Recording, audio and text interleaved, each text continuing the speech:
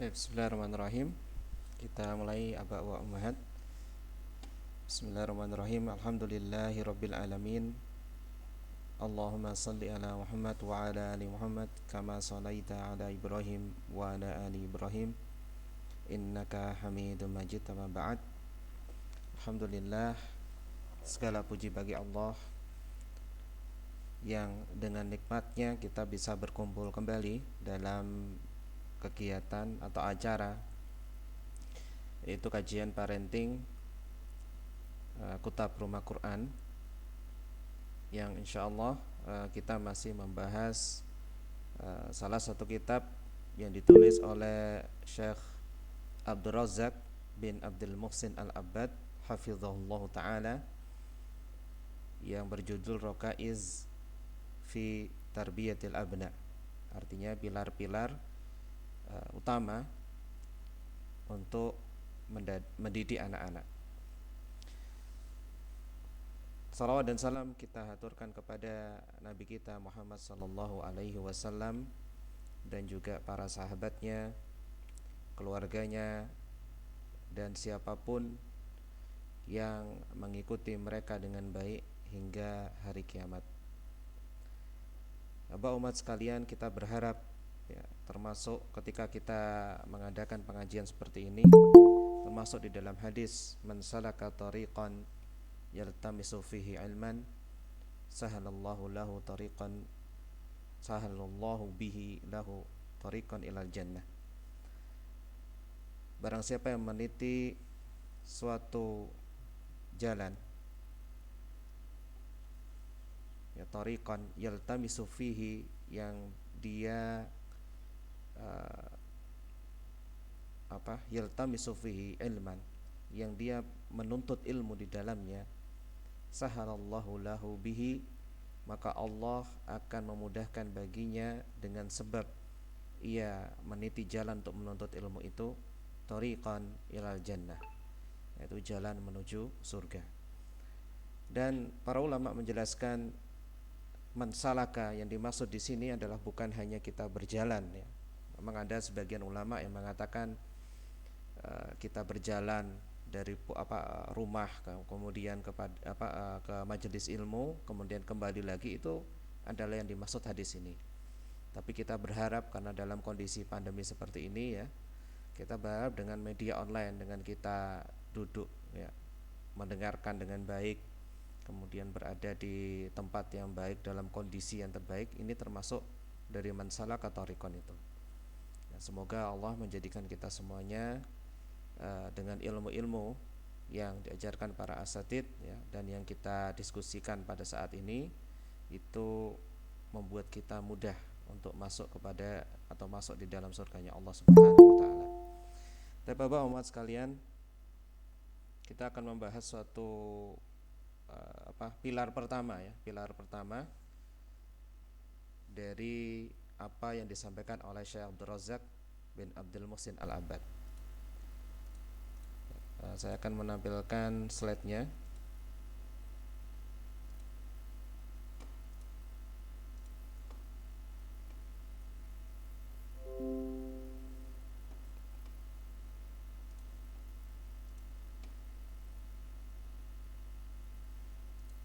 Ya.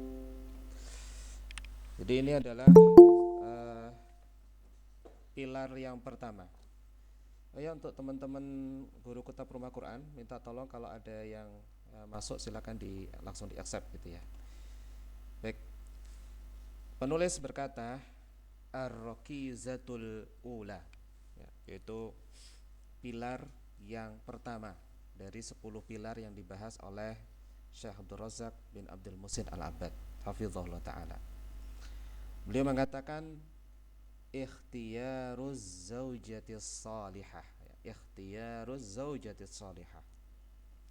Pilar pertama dari 10 pilar dalam mendidik anak adalah kita, kalau laki-laki, ya, kita harus memilih perempuan yang salihah untuk kita jadikan pendamping kita, untuk kita jadikan istri kita.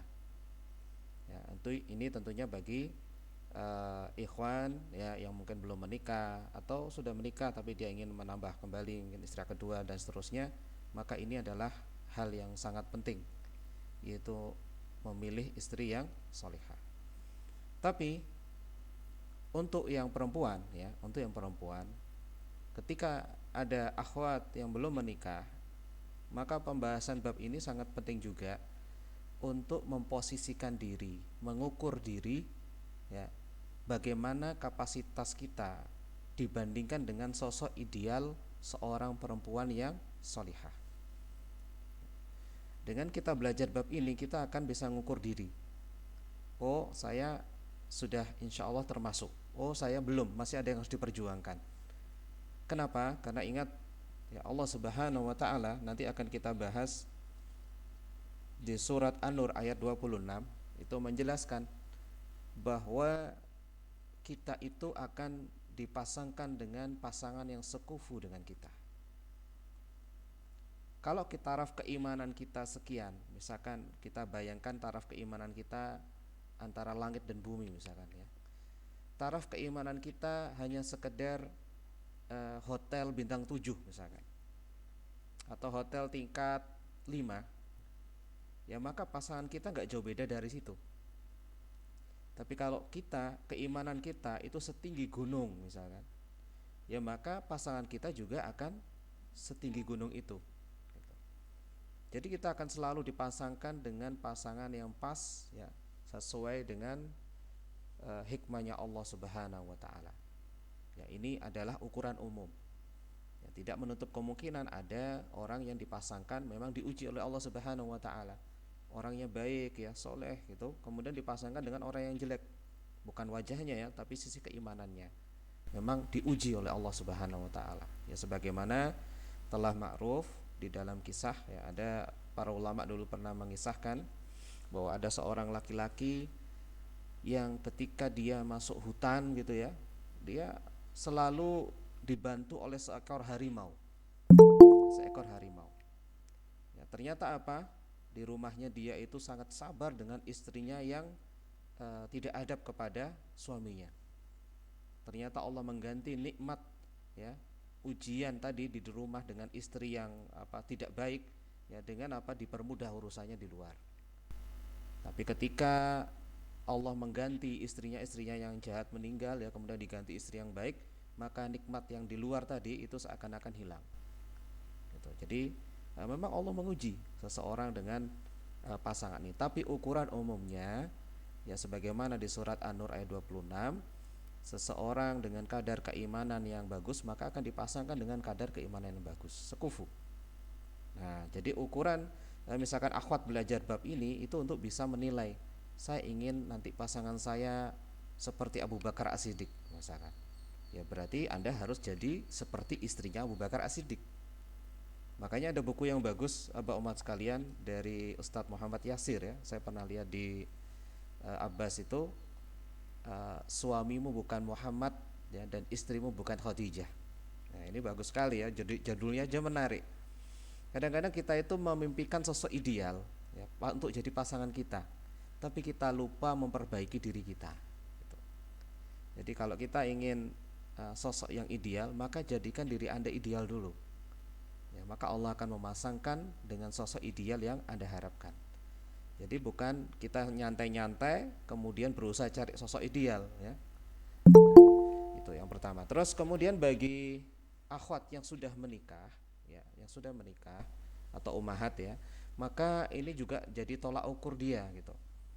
Bagaimana saya bisa jadi lebih dicintai oleh suami? Ya, bagaimana saya bisa mendapatkan suami saya lebih perhatian dengan saya? Atau lebih baik ya kepada saya. Nah, ini adalah tolak ukur. Jadi perbaiki diri sendiri dulu ya, maka kita bisa berharap Allah akan menjadikan orang sekitar kita baik pada kita. Dan ini abah umat sekalian itu sampai filosof barat pun mengakui begitu ya, filosof barat mengakui. Filosof barat mengakuinya. Ada yang pernah saya baca itu ada Stephen Covey ya, Stephen Covey. Dia punya buku 8 kebiasaan ya, 8 habit. Terus saya pernah membaca ada sesuatu yang menakjubkan yang beliau tulis, dan ini sama ya, sesuai dengan apa yang kita pelajari.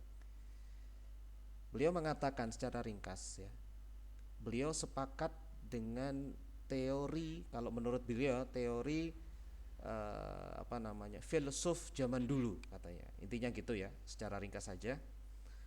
Kalau teori filsuf zaman dulu itu perbaikannya adalah dari dalam keluar. Tapi kalau yang modern itu dari luar dulu. Apa maksudnya dari dalam keluar? Kita perbaiki diri kita dulu. Kita benahi diri kita ya, baru kita bisa memperbaiki luar. Karena itu 8 kebiasaan menurut Stephen Covey itu ya, seperti itu. Jadi dari kepemimpinan diri dulu, kita harus bisa ngontrol diri. Ya, baru kita bisa berharap apa? Keluar. Bukan terbalik ya. Kita nggak pernah mendidik diri kita, ya kita berharap di luar itu baik pada kita, nggak bisa. Nah, ini filsuf ya, filsuf. Dan ternyata sama ya, sama dengan bagaimana Islam menentukan. Ya entah mungkin beliau ini ngambil dari hadis sahih, kan bisa jadi gitu ya. Karena sumber Islam itu sudah sangat kompleks, lengkap. Cuman sayangnya kita sendiri dari Islam itu malu untuk mengambil langsung dari sumbernya.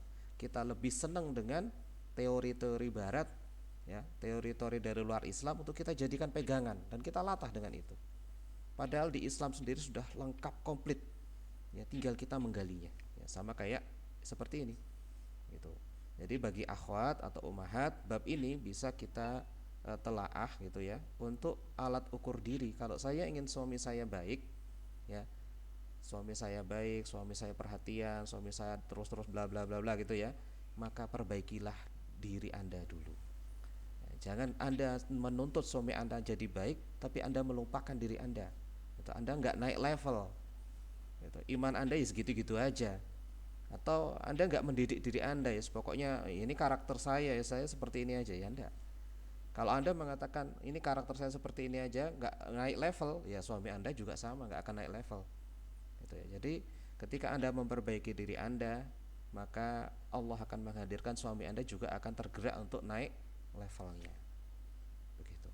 Nah, ini walaupun di sini ditulis ya ikhtiyaruz zaujatis shalihah, memilih istri yang soleh, yang solihah, maka tapi ini bisa bermanfaat untuk tadi ya tiga orang ya. Yang pertama untuk ikhwan yang belum menikah, ya ikhwan yang belum menikah maka dia bisa memilih ya.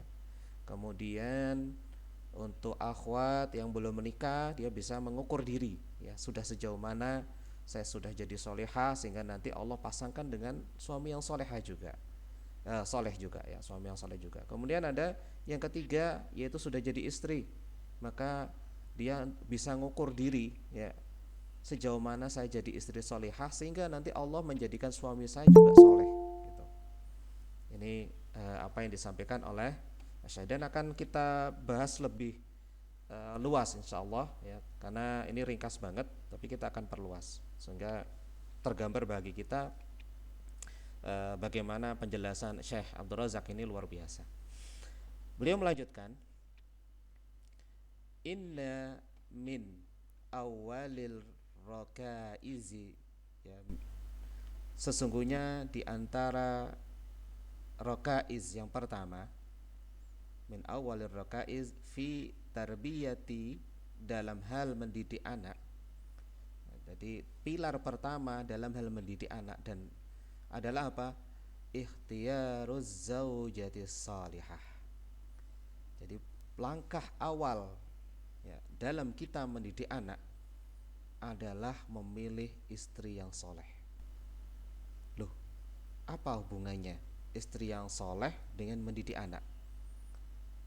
Di dalam Islam ya, di dalam Islam sangat erat kaitannya antara seorang istri yang solehah dan anak-anaknya. Mungkin kita pernah tahu bagaimana Umar bin Khattab ya, radhiyallahu taala anhu, yang memilihkan istri bagi putra beliau Asim. Ya, bagaimana kisahnya? Ya, ada seorang perempuan, waktu itu Umar bin Khattab berjalan-jalan di kota Madinah. Ya, kemudian Beliau mendengar percakapan antara seorang ibu dengan seorang wanita. Mendengar saja. Si ibu memaksa anaknya untuk mencampur susu dengan air. Ya, dipaksa anaknya. Kemudian anaknya ini bertahan tidak mau, tidak mau. Sampai dipaksa loh. Pertama disebut bahwa Umar kan melarang kita untuk mencampur ini. Sudah kan Umar gak ada di sini, padahal Umar di depan. Ya, Umar di depan mendengarkan saja. Wah, ada percakapan ramai, ada apa ini? Ya, kebiasaan Umar bin Khattab adalah belusukan. Ya, malam-malam tidak diketahui orang, beliau belusukan, tidak yang melihat, sehingga terdengar suara percakapan ini. Nah, kemudian dipaksa terus sampai terakhir, iya Umar gak tahu, Umar gak melihat, tapi Tuhannya Umar melihat. Ya, mendengar itu ya, Umar merasa apa? Masya Allah, ini seorang perempuan yang luar biasa ini. Dipaksa oleh ibunya, dia bertahan untuk memegang kebenaran. Ya, dari sini juga kita bisa memaklumi suatu hal, umat sekalian. Kita dianjurkan untuk taat pada orang tua. Kita dianjurkan untuk taat pada suami, taat pada mungkin pimpinan negara. Tapi ingat, catatannya adalah selama tidak bermaksiat kepada Allah. Kalau itu bermaksiat kepada Allah, ya, sebagaimana tadi ya, coba perhatikan, seorang ibu ingin berbuat curang, padahal Rasulullah SAW bersabda, "Man ghasya falaysa minna."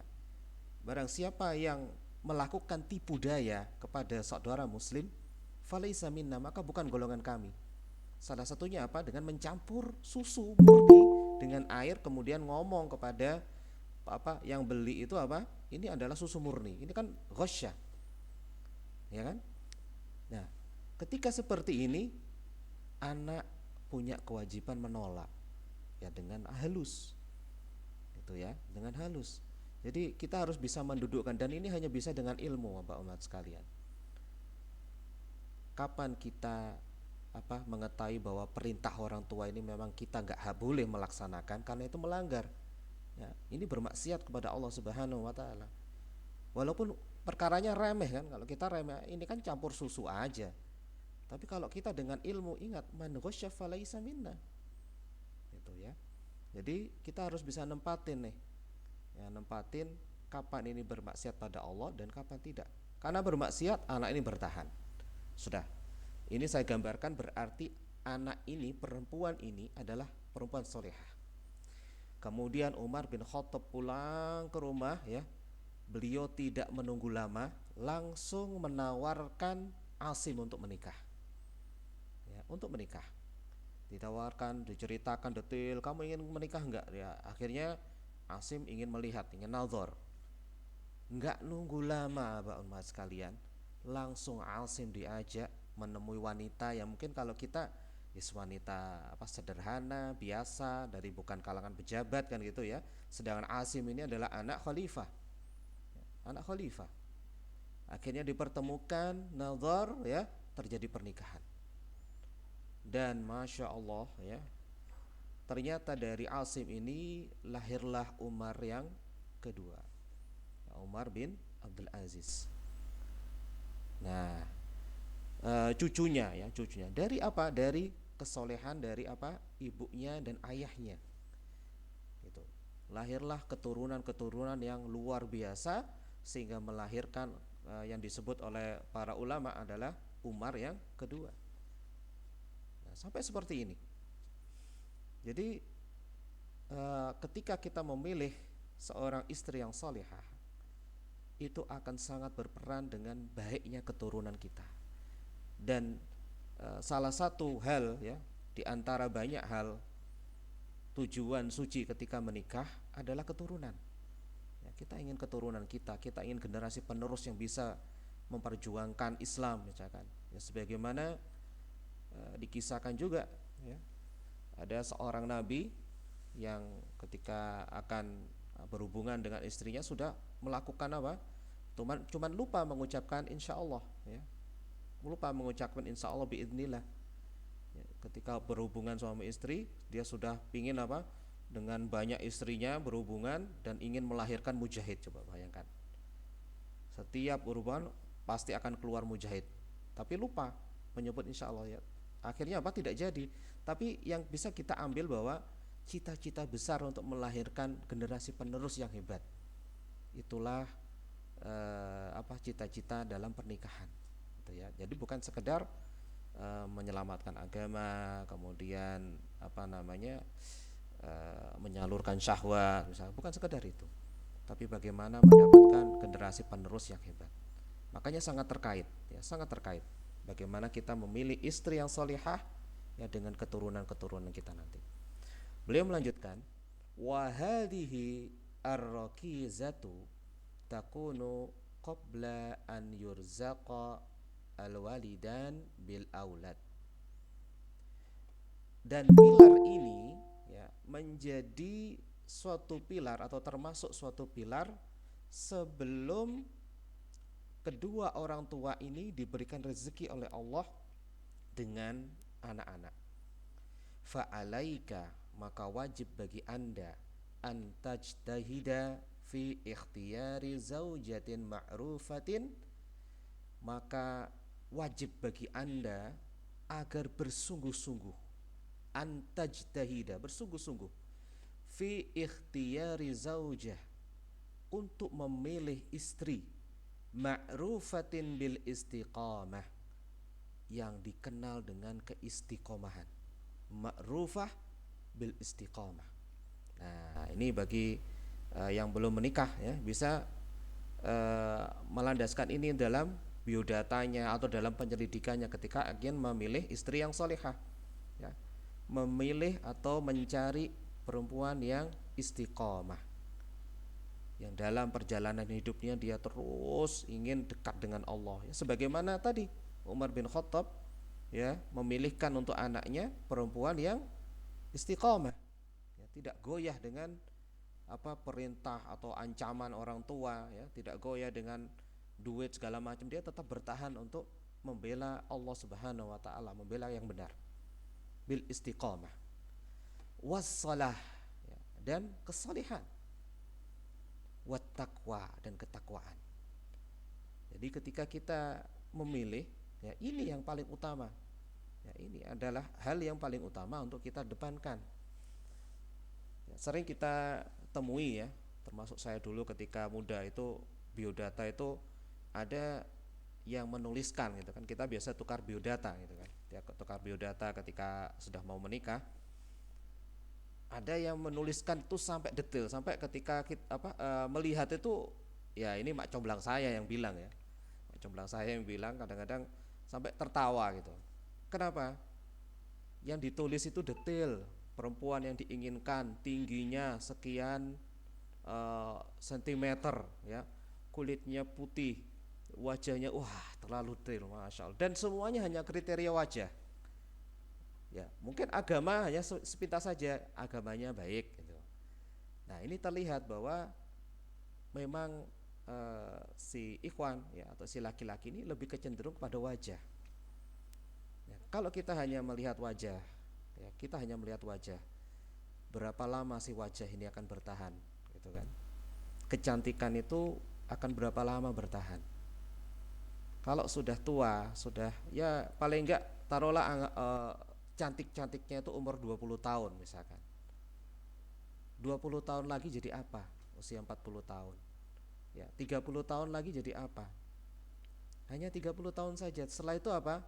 Kalau kita hanya memilih wajah saja tanpa memperhatikan istiqomah, kesolihan, dan takwa, ya, maka kita akan merasakan beratnya, ya, sudah mungkin bahasa kita, okay?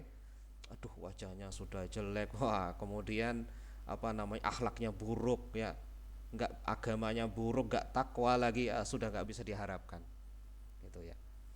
Tapi kalau misalkan wajahnya taruhlah biasa saja, tapi masih soleh, karena ini karakter, ya, istiqomah, soleh, takwa itu nggak bisa dibentuk dalam dengan waktu 1 hari 2 hari, nggak bisa. Ini binaan dari awal, ya, apalagi dari kecil dibina istiqomah gitu kan, sampai besar, maka ini sudah melekat. Nah, ini pilihan, gitu. Ini pilihan banget. Walaupun dari sisi wajah biasa, ya, tapi dengan karakter yang sudah luar biasa ini, maka insya Allah ya akan melahirkan keturunan-keturunan yang baik juga. Makanya penting uh, untuk menjaga istiqomah, kesolehan dan ketakwaan, terutama untuk akhwat-akhwat yang belum menikah. Itu supaya apa? Ya supaya nanti Allah hadirkan tuh pasangan yang levelnya nggak jauh beda gitu.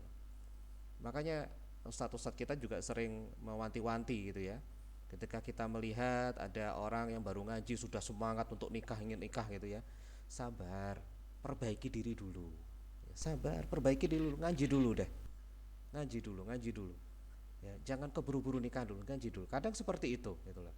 Kecuali Ustadz melihat memang orang ini sudah baik gitu ya, sudah akhlaknya sudah luar biasa, mungkin malah dianjurkan segera menikah gitu. Tinggal nanti dibina di belakangnya. Tapi kalau nggak gitu biasanya udah ngaji dulu aja, ya, ngaji dulu. Supaya apa? Supaya akan mendapatkan istri yang sekufu tadi. Itu. Jadi penting bil istiqamah wassalah wat taqwa. Li'annaha satakunu aunan laka ala tarbiyatihim. Mengapa kita kok harus memilih istri yang istiqomah ya, kemudian yang soleh atau solihah, kemudian takwa? Ya karena li'annaha, karena perempuan itu yang akan jadi istri kita itu akan membantu Anda untuk tarbiyatihim, untuk mendidik anak-anak Anda, wa ta'dibihim ya, dan meluruskan kesalahan-kesalahan anak Anda, wa tansyiatihim at-tansyiatas salihah, dan akan menumbuh kembangkan anak-anak Anda ya dengan tumbuh kembang yang salihah, yang baik. Ya, ini rahasianya. Kenapa kita bisa memilih istri yang salihah? Karena kita berharap ya kita dari istri kita itulah istri kita bisa menularkan akhlak yang baik, keistiqomahan, kesolihan, ketakwaan kepada anak-anaknya, menularkan kebaikan. Kemudian apa? Takdib. Ya, kadang ada ummahat atau ibu-ibu yang mungkin belum pernah belajar masalah mendidik anak gitu kan. Tapi kalau dia sudah punya bekal kesolihan, istiqomah, takwa, terus dia membaca bahwa ini adalah amanah yang besar seorang anak ini, maka dia akan tergerak untuk belajar, tergerak untuk memperbaiki diri. Sehingga apa? Dia akan tahu, oh saya harus mentakdib anak-anak saya, karena nanti anak-anak saya akan ditanya oleh Allah Subhanahu Wa Taala, dan bisa jadi mereka menjerumuskan saya ke neraka karena saya nggak mendidik mereka. Nah ini nggak bisa kalau bukan istri yang solehah. Ya. Kalau bukan istri solehah, ya mau ambil peduli ya kan, udah biarin aja anak-anak bebas main ya, lebih enak. Atau pakai HP, ya kan, pakai HP udah. Repot ini mendidik anak ini repot, sudah kasih HP saja deh. Udah mereka asik main HP, dia perempuan ini bisa masak ya kan, umat ini bisa masak segala macam selesai, tapi apa, anak-anaknya rusak dengan HP. Atau paling enggak nonton TV karena capek didik itu kan, ngarahkan terus, ngajari terus, capek, melelahkan mendidik anak itu ya. Udah capek, udah setelin TV, mantengin TV terus ya, sudah sinetron masuk ke otaknya terus gitu. Ya kalau istri ini adalah istri yang solehah ya, maka dia akan tahu benar-benar bahwa anak amanah ya, dan akan lebih juga concern atau perhatian dengan anak-anak mereka, walaupun dalam kondisi istri itu bekerja ya. Mungkin di sini ada guru gitu kan ya, guru akhwat, dan dia harus bekerja. Tapi ketika dia tahu bahwa mendidik anak adalah kewajiban ya, maka dia akan berusaha mengatur waktunya dengan baik, sehingga apa ya, amanah dalam pekerjaannya bisa rapi ya, bisa tertunaikan, mendidik anak juga bisa gitu. Ini penting loh. Kan ini aja, perempuan kan wajib di rumah, nggak wajib kerja. Benar, ini menjadi permasalahan besar ya. Ini sedikit agak saya luaskan. Permasalahan besar di antara lembaga pendidikan sunnah sekarang ini, abak wa ummahat sekalian ya, seorang perempuan, seorang akhwat yang mungkin dia potensinya besar dalam mendidik ya, potensinya besar untuk jadi guru, seringkali dilarang oleh suami-suaminya untuk mengajar. dengan alasan apa? Harus konsen di rumah mendidik anaknya, titik gitu. Padahal kalau seandainya suami ini legowo gitu ya, maka dia akan mendapatkan pahala yang luar biasa. Selama apa? Seorang istri bisa mengatur waktunya antara mendidik anak dan juga mendidik anaknya orang lain. Kalau seandainya yang mendidik di sekolah itu hanya laki-laki, ya bagaimana anak bisa berkembang dengan baik? Kan gitu. Maka butuh juga seorang perempuan yang mengorbankan dirinya. Karena tidak semua, ya, tidak semua kita itu punya skill mengajar. Walaupun apa? Mungkin dari sisi gelar itu ada mungkin sarjana pendidikan atau magister pendidikan atau doktor dalam bidang pendidikan, tapi ketika berhadapan dengan anak tidak semuanya bisa. Dan ini hanya orang yang punya naluri mengajar gitu. Dan itu bisa pilihan, ya pilihan. Karena itu saya sempat ngobrol ini sama sesama suami yang istrinya mengajar. Ya, kenapa ini kita dilema memang.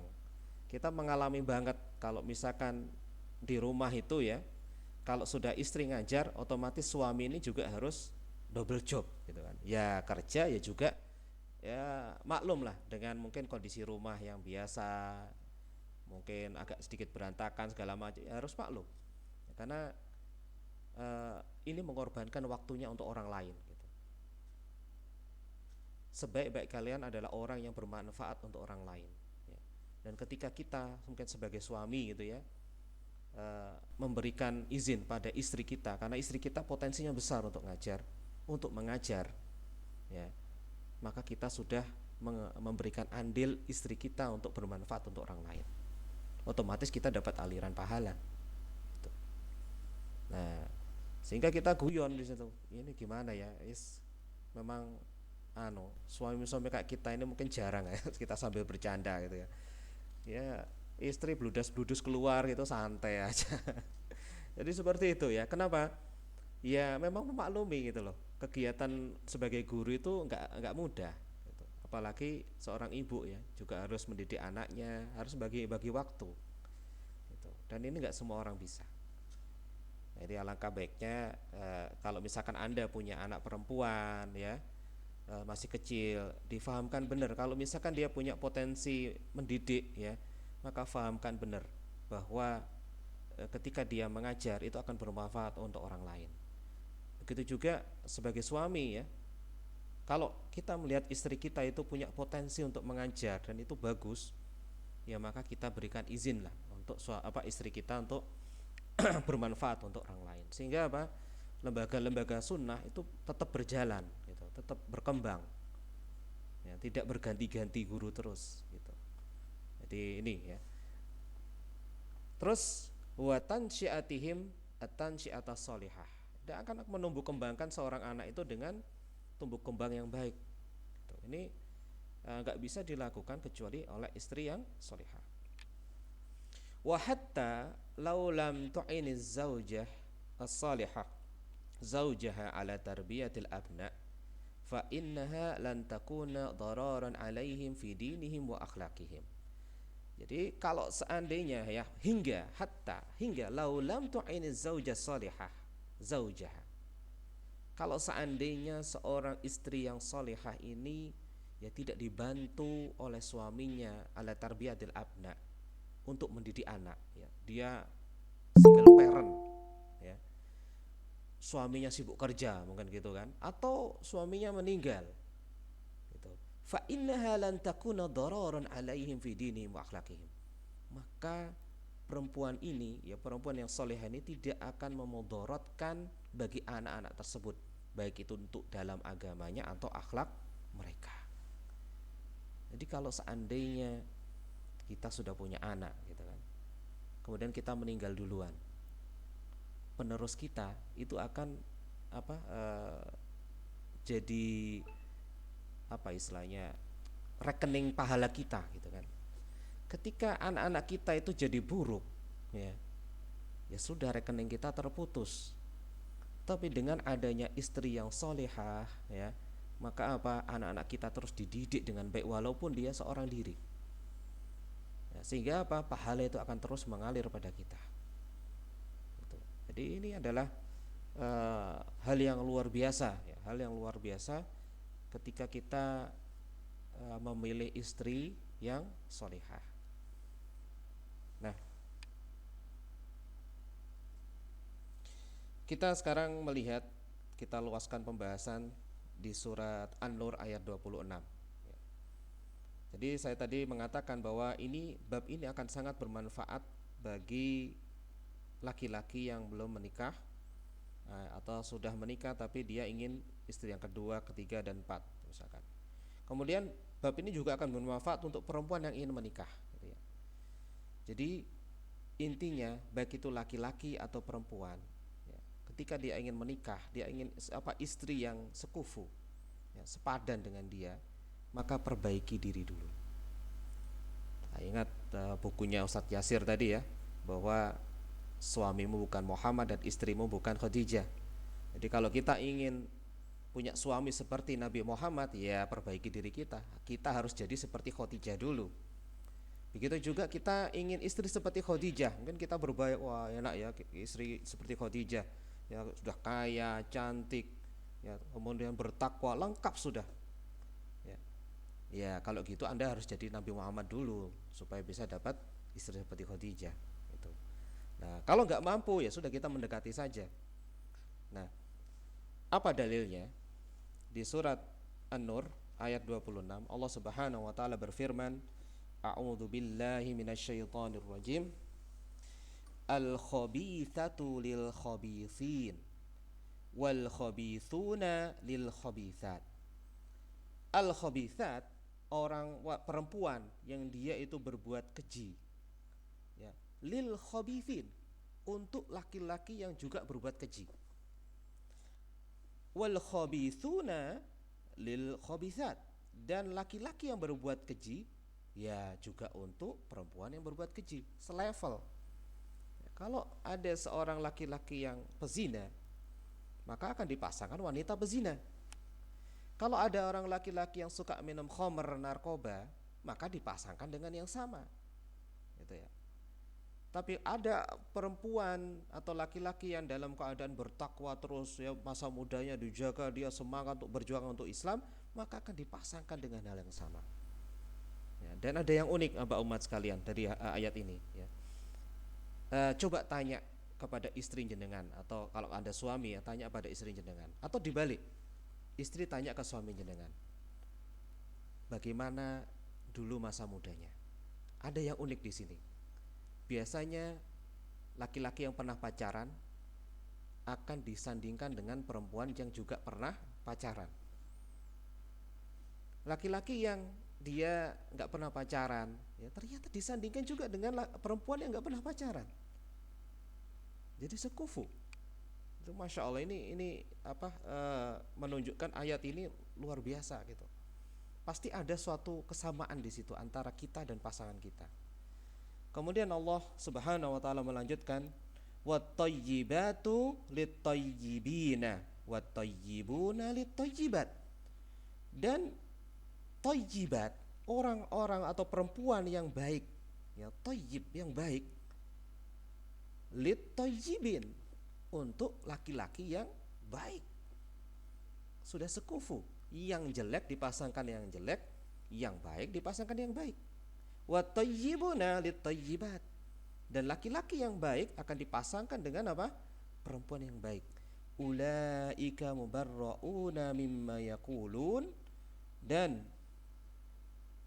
ulaika, mereka yang dituduh itu, mubarrauna, bersih, mimma yaqulun, dari apa yang mereka katakan, lahu maghfiratun wa rizqun karim, dan bagi mereka yang dituduh tadi maghfirah, ampunan, dan rizki yang mulia, yaitu surga.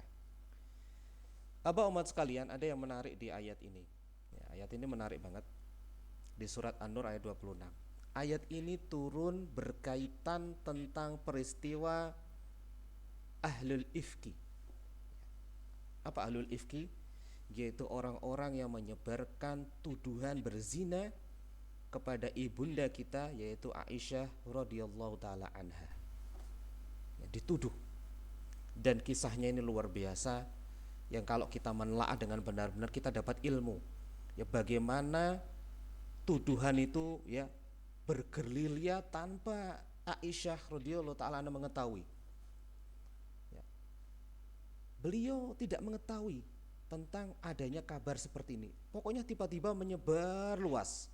Ketika tahu kaget, sehingga beliau sampai sakit 1 bulan gara-gara apa? Tuduhan yang beliau belum pernah merasakan melakukan itu ya, tiba-tiba sudah tersebar di masyarakat bahwa beliau berzina.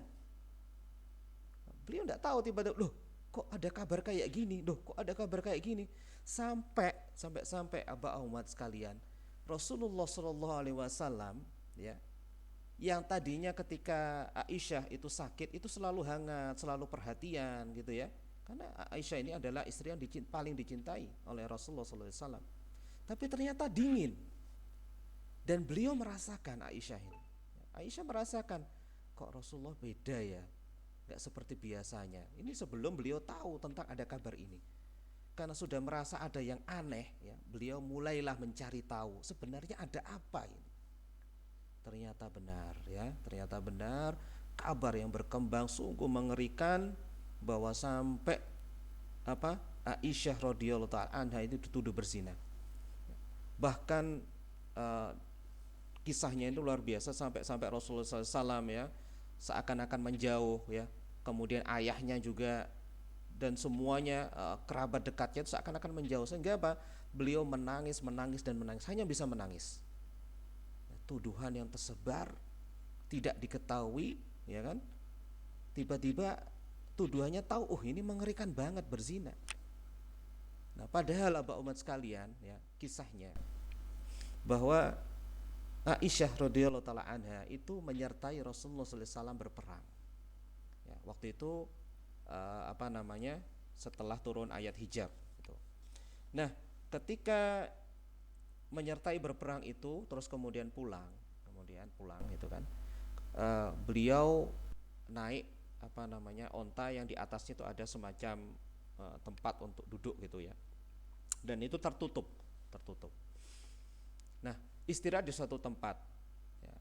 Kemudian suatu ketika pada saat itu Aisyah radhiyallahu taala anha itu ingin buang hajat. Kemudian beliau turun gitu ya, buang hajat selesai, kemudian mau masuk. Nah terlihat bahwa Rasulullah SAW itu mengasih aba-aba untuk rombongan berangkat. Nah ketika mau berangkat, Aisyah radhiyallahu taala anha meraba lehernya, kalungnya hilang. Akhirnya beliau turun lagi untuk mencari kalungnya. Nah yang mengangkat sekedut tadi ya, tempat atau ruangan yang tertutup tadi, tidak terasa kalau Aisyah itu turun. Kenapa? Karena saat itu ya perempuan Arab saat itu adalah sedikit makan sehingga ringan. Yang kedua, Aisyah saat itu tidak terlalu besar ya, masih belia, sehingga nggak terasa, dipikir sudah di dalam. Nah, dibawalah. Nah ketika Aisyah sudah kembali ya, kaget, aduh ternyata ditinggal gitu kan, akhirnya beliau kembali ke tempat semula, berharap nanti ada yang menjemput beliau, jadi gak kemana-mana. Akhirnya beliau sudah malam tertidur ya, beliau berhijab ya, hanya terlihatan wajahnya. Kemudian ternyata ada seseorang bernama Safwan bin Al-Mu'attal yang beliau juga tertinggal. Nah ketika tertinggal itu berjalan melihat ada bayangan hitam. Nah ini termasuk yang dijadikan landasan tentang sunnahnya pakaian hitam-hitam, karena yang terlihat itu adalah hitam ya. Kemudian ketika mendekati ya, Safwan bin Al-Mu'attal ini pernah menemui ya, atau pernah melihat Aisyah ini sebelum ayat hijab turun, sehingga tahu wajahnya.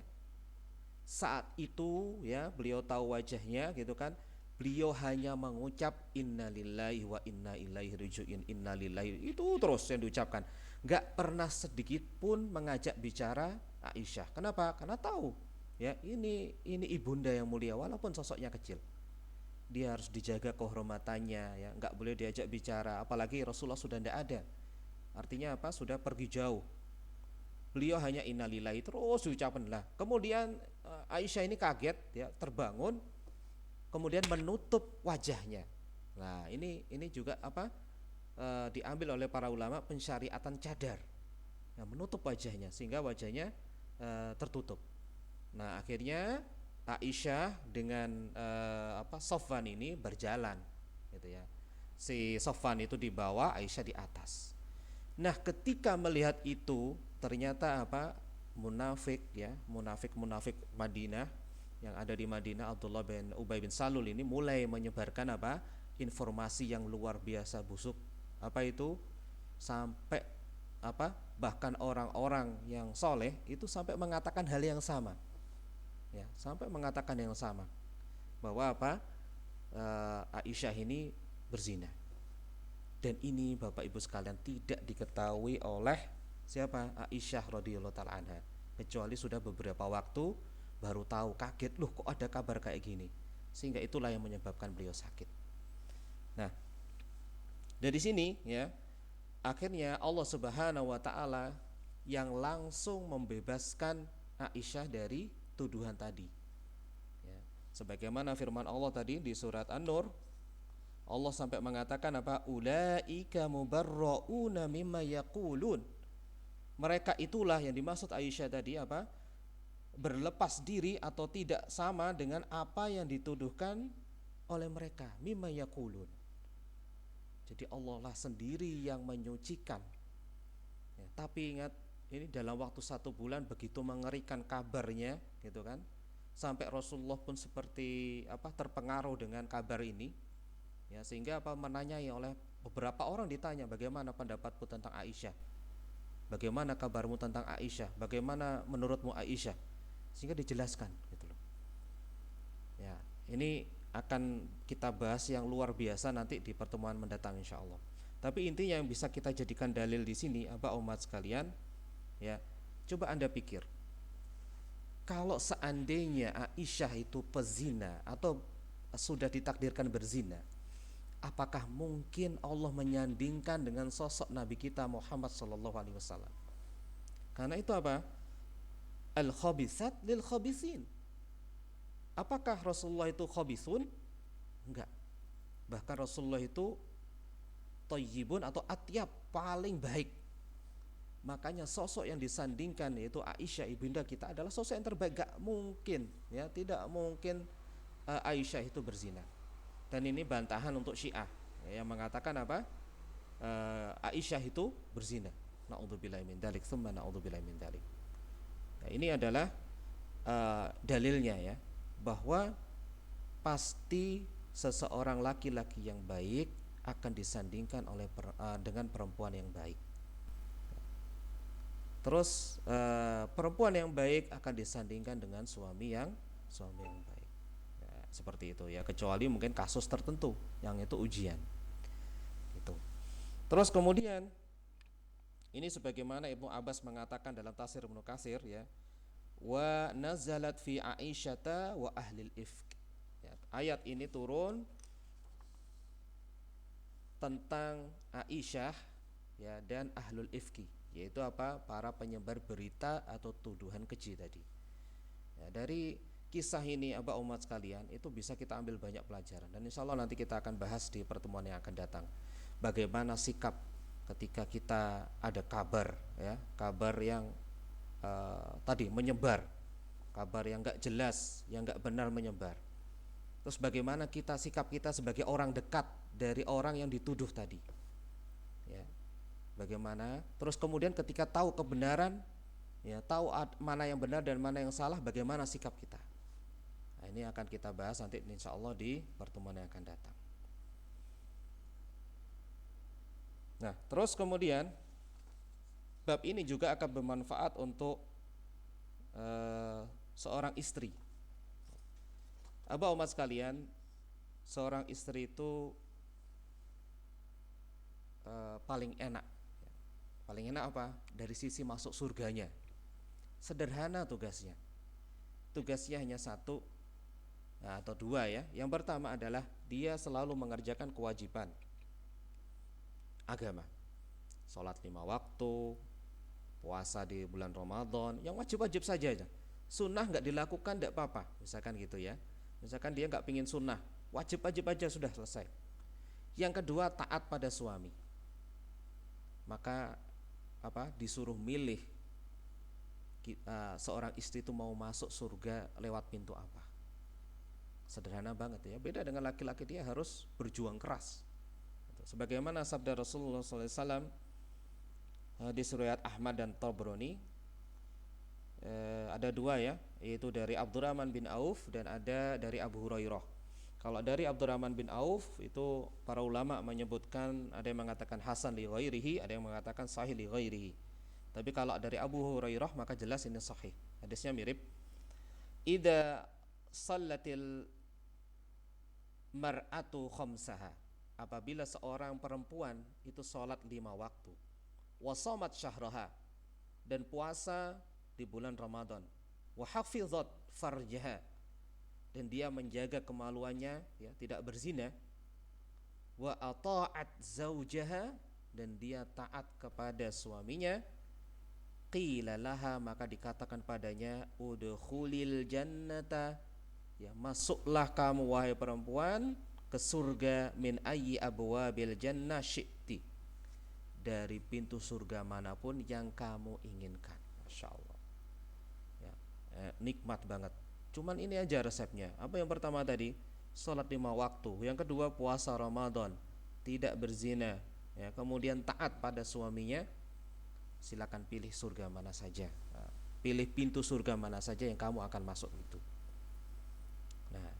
Nah, ketaatan pada suami ini, Bapak umat sekalian, ini perlu kita dudukkan juga, karena seringkali kita berlindung di balik ketaatan pada suami gitu. Jadi kita harus dengan ilmu. Taat pada suami iya, tapi untuk hal yang apa? Gitu ya. Kalau itu misalkan ada suami ngomong, "Enggak usah ngaji deh, di rumah aja." Apakah kita taat? Padahal ini kita nggak pernah ngaji, nggak pernah belajar ilmu gitu kan, nggak pernah di majelis ilmu. Ya, kita nggak boleh taat. Ya, kita sampaikan dengan baik-baik, dengan sabar, nggak marah-marah. Saya butuh ini. Ya kalau misalkan Anda suamiku nggak bisa memenuhi ini ya, nggak boleh aku berangkat ke sana, tolong penuhi saya. Gimana caranya saya bisa mendapatkan ilmu? Itu tugasnya suami untuk seorang istri mendapatkan ilmu. Ya kalau nggak gitu suaminya harus belajar berarti ya, supaya bisa ngajarin istrinya. Kalau misalkan istrinya nggak boleh ngaji, misalkan masalah ngaji. Terus juga masalah yang lain misalkan ya.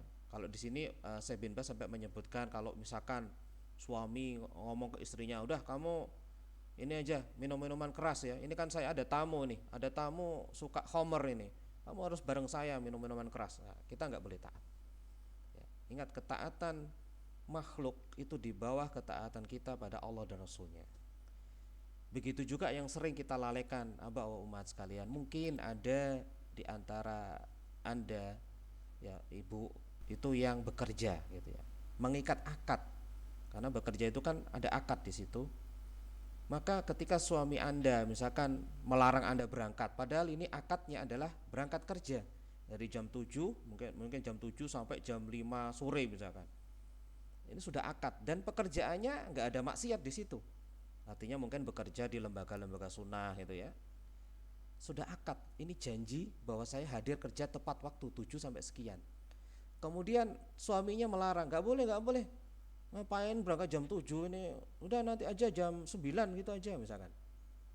Maka ingat, Anda sekarang diuji oleh Allah Subhanahu wa taala, apakah Anda akan taat pada suami ataukah taat pada Allah dan Rasulnya. Gitu ya. Kalau Anda taat pada Allah dan Rasulnya, berarti Anda berusaha bagaimana caranya tepat jam 7, karena ini janji. Itu akad, itu janji. Gitu. Begitu juga nanti ngomongnya ke suami harus dijaga juga, supaya suami nggak tersinggung, bagaimana bisalah diatur. Gitu. Supaya memahami suami ini bahwa saya taat pada suami benar, tapi ini kan ada ketaatan lebih besar. Gitu, kecuali ya saya sudah bebas dari akad ini gitu. Itu contoh lain, dan banyak sebenarnya contoh-contoh yang lain yang harus kita bisa mendudukkan gitu. bagaimana ketaatan kita pada suami ya, dan bagaimana ketaatan kita pada Allah dan Rasulnya. Begitu juga pada orang tua ya, taat pada orang tua sebatas apa dan taat pada Allah dan Rasulnya sebatas apa. Dan ini hanya bisa diperoleh dengan apa? Ilmu. Makanya penting bagi kita untuk selalu belajar ya, apalagi akhwat dan ummahat itu selalu upgrade ilmunya, sehingga apa, tahu mana yang boleh dan mana yang tidak. Dan kalau Anda akhwat dan ummahat sekalian itu menjadi solihah, menjadi istiqomah ya, menjadi takwa ya, kemudian Anda tahu beneran cara mendidik anak, maka yakinlah ya, generasi ini nggak akan jauh dari, mungkin satu atau dua generasi kita akan sudah mendapatkan anak-anak yang luar biasa dari didikan Anda, dari tangan-tangan Anda, dari rahim Anda. Makanya kunci dari generasi adalah baiknya para perempuan. Kalau perempuan itu kita bina dan kita didik dengan baik, maka mereka bisa mendidik anak-anaknya dengan baik pula, dan akan muncul generasi-generasi yang berbeda. Dan itulah rahasia para sahabiah dulu yang menghadirkan bagaimana sosok sahabat-sahabat yang luar biasa. Itu yang bisa saya sampaikan. Kesimpulannya Bapak umat sekalian, bahwa bab ini yang pertama adalah sangat bermanfaat bagi kita. Nanti beliau akan menjelaskan beberapa hal ya yang membuat seorang istri itu bisa menjadi istri yang solehah. Maka ini akan bermanfaat bagi yang pertama, seorang ikhwan yang mau menikah. Ya, mau menikah, dia harus memilih yang pertama kali adalah istri yang solehah. Istri yang solehah. Kemudian juga akan bermanfaat pada seorang perempuan yang belum menikah, sehingga apa? Harapannya ketika dia jadi solihah, dia akan disandingkan, dipertemukan oleh suami yang juga soleh. Terus yang ketiga, kalau sudah jadi istri, maka dia ingin naik level, sehingga apa? Suaminya juga akan naik level, keimanannya, akhlaknya, ibadahnya, dan seterusnya. Jadi sama-sama naik level. Terus yang berikutnya di sini juga ada pentingnya tadi untuk memilih istri yang solihah. Itu adalah pilar pertama dalam hal mendidik anak yang akan melahirkan generasi penerus ya, sehingga kita mudah dalam hal mendidik anak, karena istrinya sudah kita siapkan terlebih dahulu. Ya, itu yang bisa kita bahas. Insya Allah kita akan meluaskan pembahasan di pertemuan yang akan datang, karena faedahnya luar biasa ini, yaitu kisah Aisyah yang dituduh berzina. Semoga bermanfaat untuk antum semuanya. Allahumma salli ala Muhammad wa ala ali Muhammad. Subhanakallahumma wa bihamdika asyhadu an la ilaha illa anta astaghfiruka wa atubu ilaik. Assalamualaikum warahmatullahi wabarakatuh. Waalaikumsalam warahmatullahi wabarakatuh.